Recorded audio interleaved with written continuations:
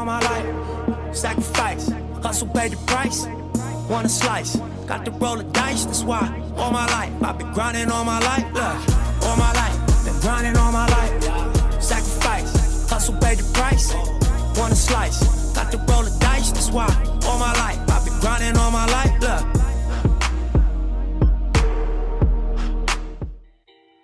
What up, what up, what up, what up? Welcome to the Ball Don't Lie podcast. This is your boy Dexter, your host, the one and only. Welcome back to another show.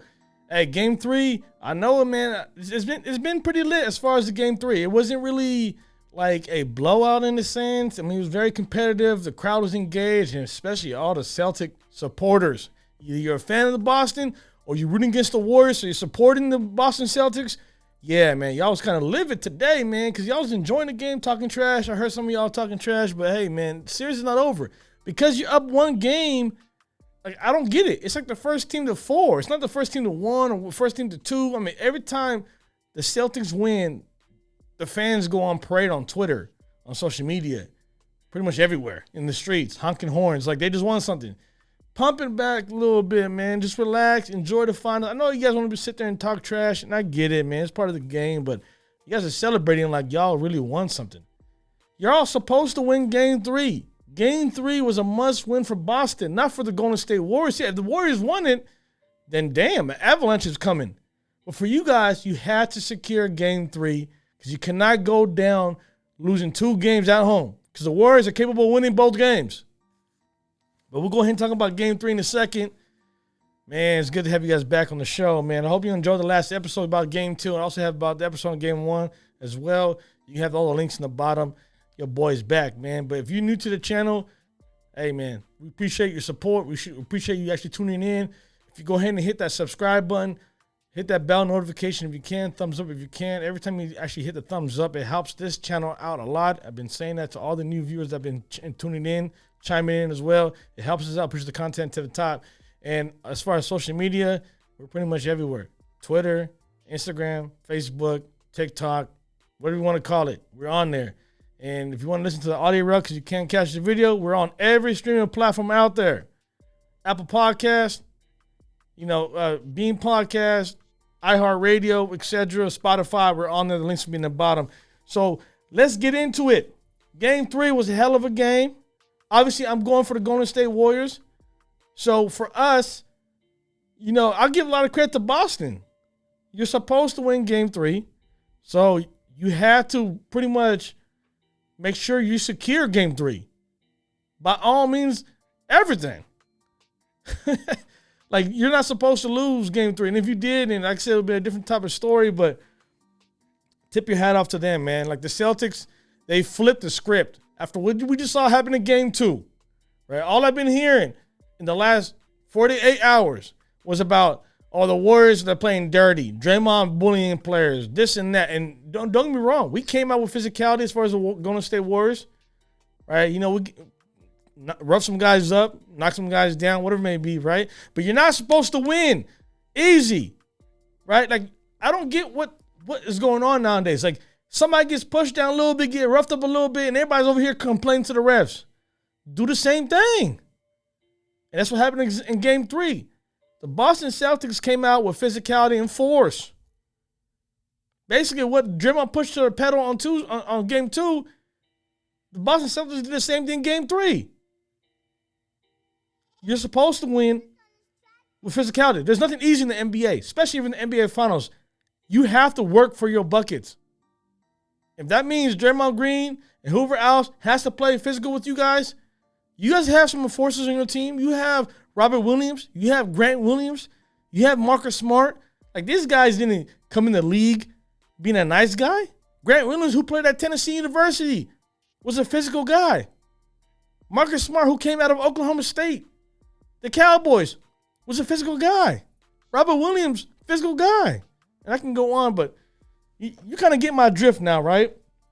So the Boston Celtics are 2 games. They're 2 games shy from going to the NBA Finals to hang up the 18th banner. They're 2 games away. So we'll see what happens in Game 4. Can the Warriors bounce back? I'm pretty sure they can. Because after watching Game 3, I'm not even mad about Golden State. I'm not. I give a lot of credit to Boston Celtics. They did their damn job. They're supposed to do their damn job and secure Game 3. But the Golden State Warriors was right there. It was right there. There was one run away from actually closing the game out themselves. But then fourth quarter came around. I'll speak that to you guys in a second, man. But like I said, the way Boston played today in game 3, like they played at their Boston pace, the pace that we know and we're accustomed to see them playing at. These guys, they put the ball on the ground, they're going in and they're kicking out. They're going in and they're kicking out. And if they miss, they're getting second chance points. They're getting offensive rebounds, which was basically the Achilles to the Warriors in game 3. It hurt them. They couldn't get offensive rebounds. That's right. They couldn't get defensive rebounds over the Celtics, which they got crushed. They couldn't get really second chance points or 50-50 balls, but they got crushed. And like I said, man, second chance points was the key to the game in the points in the paint. And I'll go ahead and explain it to you guys in a second. But the Celtics, give him credit. Marcus Smart, responded. He had 2 points in game 2. He drops 24 points. Jaylen Brown drops 27 points. Jayson Tatum drops 26 points. So these guys, who is your core, are scoring. And obviously you get 10 points from Grant Williams. You get 10 rebounds from Robert Williams, who gives you 8 points. You get 7 points from Derek White. You get, I think, 11 points or 8 points from Al Horford. So all around, like their core guys, the 7, 8 guys they have, they came out. Obviously, Derek White could have scored more, whatever, right? But as far as like the top 3 names that breadwinners on that team, Smart, Brown, and Tatum, all came and chipped in and had their fingerprint all over the game. So yeah, man, Celtics, I tip my hat off to Jayson Tatum. Like obviously we heard all the pressure from the media. We heard the pressure from people in the basketball world saying that Tatum has to show up. He has to be that guy. Fourth quarter, he came around. You know what he was doing?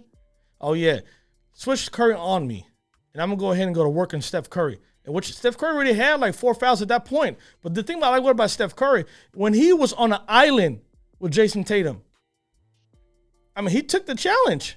He didn't shy away. Obviously, there's plays where he was like, hey, switch off him and get Wiggins back on here, whoever it may be. Otto Porter was trying to avoid the one-on-one matchup with Tatum. But at least there's some plays in the fourth quarter he challenged it, and Tatum actually had to kick out because of double team. He went to the basket, kicked it out, and the story is from there. I mean, those guys hit the corner threes, right? But yeah, so Celtics killed the Warriors in the paint, 52 points in the paint. My God. Like they came out with the atomic bomb. Yeah, so 52 points in the paint for the for the Boston Celtics. Second chance points. This is what I've been talking about all season long. If you can win 50-50 balls, if you can win offensive rebound boards that can convert into second chance points, it's very hard for you to lose a game. The only way that happens if you have no defense, literally no defense, right? So you're going toe-to-toe with points. But they killed the Warriors in that aspect. They didn't give them a chance. They didn't allow them to breathe some oxygen, give them a slither of hope, whatever you want to call it. They say, hey, we're coming out here. We're going to do some man business around here. Because the 2 big guys, Al Horford and Robert Williams, pretty much killed the Warriors in rebound alone. Like, forget about Grant Williams. I get he can get rebounds. I think he had 5 or so total. But those 2 guys, Robert and Al, they were just like, yeah, man, we're going to stick it to you if you play small ball. So when Looney played in the game, obviously he helped out a little bit for the Warriors. When he sat down, they went to the small ball with Draymond Green at the 5. This is where they pretty much said, we're going to go to town with you guys. But yeah, so Celtics, they scored 22 points to the 11 points as far as second chance points. So second chance points, Boston had 22, 11 to the Golden State Warriors. Celtics had 15 offensive rebounds. So imagine if you had 15 offensive rebounds and you convert half of that, right? Let's say 6 or 7, whatever it may be, right? 7 or 8, whatever it may be, right? Those guys, that's pretty much like what? 16 points, 18 points, right? Around there that goes to second chance points. So if you had 22, most of it came off of offensive rebounds. And some of them were 50-50 balls. So that just tells you right there. That solidifies everything. That just tells you right there. Like, you don't even have to watch the script or watch the game script. It's over. You cannot win. Warriors cannot win the game like that. I don't get it. You dominate for 2 games as far as rebounding. You kill in the paint in game 2. And then you come to Boston and you're like in a complete no-show. And a lot has to do with Steph Curry being in foul trouble and Draymond acting a fool after what had just happened in game 2. Like, you was a star of game 2. You was out there. Everybody, the talk of game 2 was not Steph Curry. The talk of game 2 was not anybody in the Warriors besides Draymond Green. And what does he do? Well, he does the best. He goes onto the media and he talks about physicality. And he goes on this podcast and talking about like, all these old heads who don't know how it is nowadays, back in the 80s, whatever it is. Like, he goes on a rant. He's talking a lot. And I get that's who Dre is, right? But people are going to hold you to that. When you come to Boston, and Boston is known for sports, and Boston is a big basketball town, right? Like, they're going to come out here. The fans are going to know what you said. And obviously, they gave it to him. Every time he touched the ball, they heard the crowd going. Every time he got in foul trouble, or he was getting fouls, or he was getting, shitted on in a sense, the fans are going at him. Like, Dre, you have to produce more than 2 points, bro. You can't have more fouls than points. You cannot come out here with your antics to hurt your team. And obviously, he knows that. Going into game 4, he's going to look at the game tape and be like, yeah, I messed up a lot. When you have opportunities to score, why are you over here giving shovel passes when you have a lane to create more of a chaos? If you cut down to the basket, you can dish it out. But going for it, man. Anyways, so you can't win like that. Celtics also killed the Dubs in physicality, mentally, physical, outsmarted them. I mean, for the first time, I can actually say, wow, man, like game 1 was different.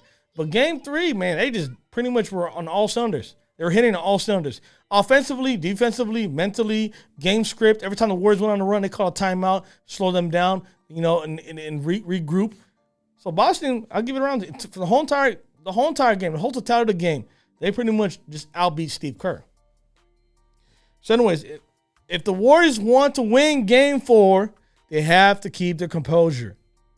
They have to utilize more guys off the bench. Steve Kerr, this is a message to you. You have to use other guys. Jordan Poole, I don't know what's going on with Jordan Poole. Like, he shows up here and there in the playoffs, man. It's like, what's going on? Like, Klay Thompson finally showed up after there was an APP alert on him for 2 games. But you can't win just with Steph Curry by himself. Klay Thompson, like I said in game 2, he needs to show up, and he did. He gave you 24 points. Wiggs gives you 18, 16 points.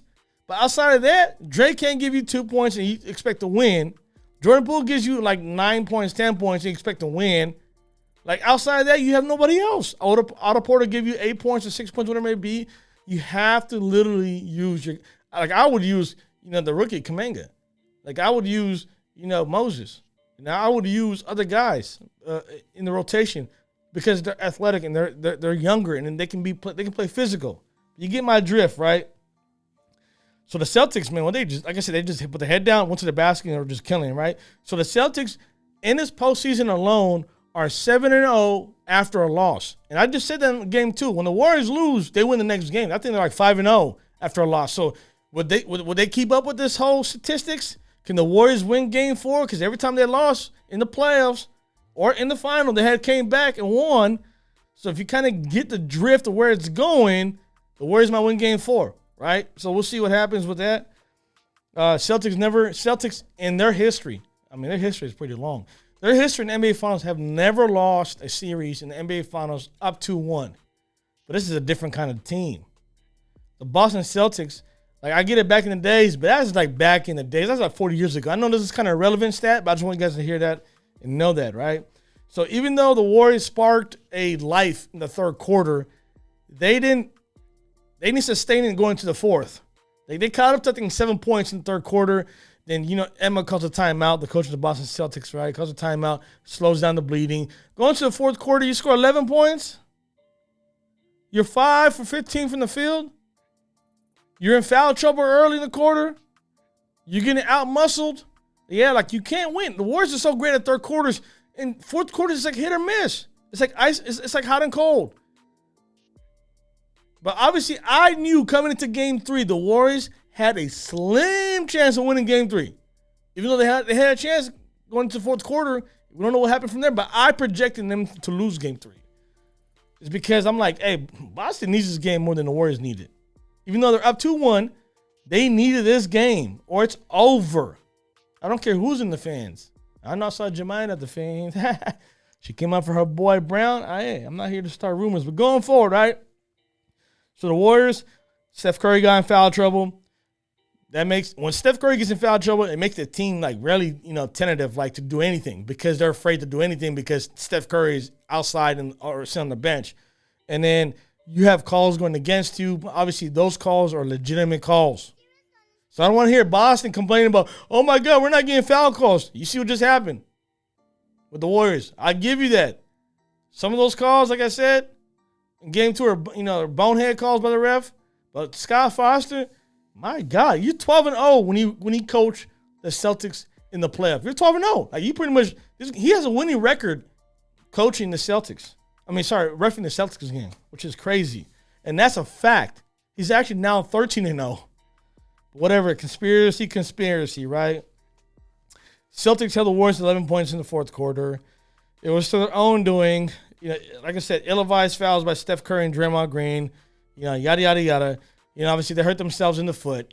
Once Steph Curry gets 2 fouls in the first quarter, you pretty much put your team on the heels because you have to rely on Clay and you have to rely on Jordan Poole, which they're pretty good players, But then like Steph is like the ultimate separator. Like he strikes fear in the Celtics more than any other player in that team. And Clay comes close, but not close to Steph Curry. So when Steph Curry goes out, it's a whole different game plan. But hopefully Steph Curry doesn't do his dumb, boneheaded plays. Don't reach in to Marcus Smart shooting a three-pointer from behind. Stop. Like, we all know like how great Steph is. When you go out the game is different. You need to stay in the game. So I'm pretty sure game 4, he's going to be okay with that. Like I said, Draymond gave us nothing. 2 points, 4 rebounds, a whole lot of fouls. He fouled out, was talking smack, didn't get a tech, whatever, right? Steph Curry and Clay combined for 56 points, 11 threes. Jeez. Half of your damn team points, or more than half of your team damn points came from those 2 guys alone. That just tells you can't win like that. The Warriors scored 100 points. 100 points. And 56 of them came from the Splash Brothers. And then the Step brother, Jordan Poole, can't give you nothing, right? So 56 points, amongst those 2 guys. They had 11 threes. I think Wiggs played pretty good in game 3. I like how Wiggs is playing. He's playing defense, and they know that. Boston knows that. So they're trying to get Wiggins off of Tatum. So you're going to see a lot of Wiggins probably going through a lot of screens in game 4, like he did in game 2 when he played physical. I'm not sure why he disappeared in game 3 with the physicality. But game 4, I expect him to be the guy he was in game 2. And Steve Kerr. And I'm going to harp this all the time. Steve Kerr, you have to use your bench. You have to. There is no ifs. There is no buts about it. When you cannot get nothing out of Draymond, you have to literally bring in somebody else. Like a Belizia, like an Otto Porter. And I know Draymond means a lot to this team defensively. He's not the guy. Like, I don't expect Draymond to give me 30 points or 20 points. But you can't give me 2 either. You gotta meet me somewhere in the middle. Right? And the Warriors expect the same thing. As much as you do on defense, you have to get the easy buckets. And that in game 2, you completely played different in game 3. So we'll see what happens in game 4. I project the Warriors winning game 4. Because if it goes 3-1 to Frisco, it's going to be very hard for the Warriors to climb back from a 3-1 deficit, period. Even though they're going to have 2 home games, game 5 and then game 7. But I believe the Warriors can win game 4. And then we're back at 2-2, right? So then now it's the best first team out of 3. Whoever wins best out of 3. And the Warriors got 2 home courts out of it. So I expect that to happen. I expect the Warriors to come out game 4. Like I said, they played okay in game 3. Like, it wasn't like, oh my God, like, okay, everybody's having issues. I just think that we lost. The Warriors lost because of second chance points.